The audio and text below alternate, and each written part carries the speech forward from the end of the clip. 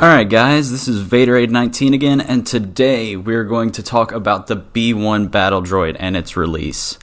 Now the B1 Battle Droid has been long anticipated for quite a while now, and today I want to talk a little bit about the abilities he has to offer, and you'll see a little bit of gameplay as well from the marquee event.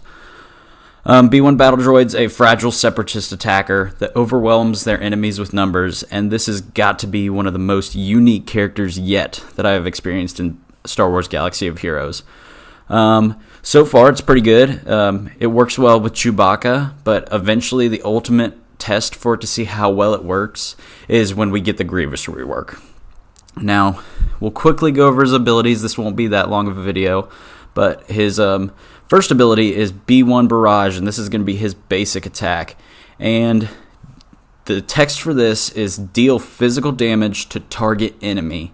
If target was target locked, all droid allies recover 5% of their leader's max health and protection. So that's a regenerating factor there as long as the enemy was target locked. And that's kind of going to go along with B2, how he inflicts target lock on units. His secondary ability is going to be Blast 'em. And this has a very unique animation with it as well, where two other B1 battle droids show up behind you and attack with you. Now this attack is going to be deal physical damage to all enemies and inflict target lock for 2 turns on selected target. Gain 1 stack of droid battalion for each other separatist ally and heal other separatist allies for 0.5% health and 0.5% protection for each stack of droid battalion. So this is another healing and protection recovery factor that you can use with the B1 battle droid. And he also inflicts target lock, so his basic will also help with recovery of health and protection as well. His next ability is going to be Roger Roger, of course. You can't have B1 without having Roger Roger in it. Now, Roger Roger's ability is when another separatist ally uses an ability during their turn, B1 assists, dealing 40% less damage, and this is limited once per turn per character. And when another droid ally uses a special ability, B1 gains 15% turn meter. So every time you attack, it seems like you have just a barrage of laser bullets pretty much flying through behind you, hitting the other enemies.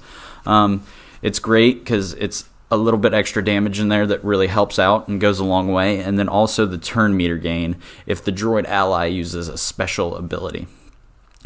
Now, to go along with him being able to attack so much and him having so many stacks of battalion, this is what the droid battalion is.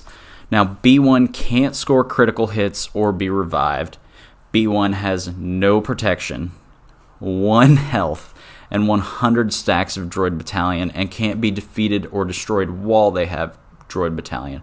So, if you think about it that way, theoretically thinking, you think, oh, I'm going to have to hit him 100 times to defeat him. No, that's not the case. It could be the case if you come up against a good separatist team, but probably not. So when all stacks of droid battalion expire, B1 immediately destroys itself. So it can't be revived once you eliminate all the stacks, and it really helps once you knock him out. And then finally, B1 is immune to damage over time. So B1 can't really suffer debuffs, I guess, unless they're perhaps offense down or something like that. But damage over time doesn't affect it, so you don't just get those stacks that just keep going away because of a damage over time effect. Next, when B1 takes damage, they dispel all debuffs on themselves and lose 8 stacks of droid battalion. So if you start out with 100, it will take probably around almost 12 turns, maybe a little bit more than that, to defeat B1 if you're doing 8 stacks per hit he takes. And then at the start of B1's turn, they gain 3 stacks of droid battalion.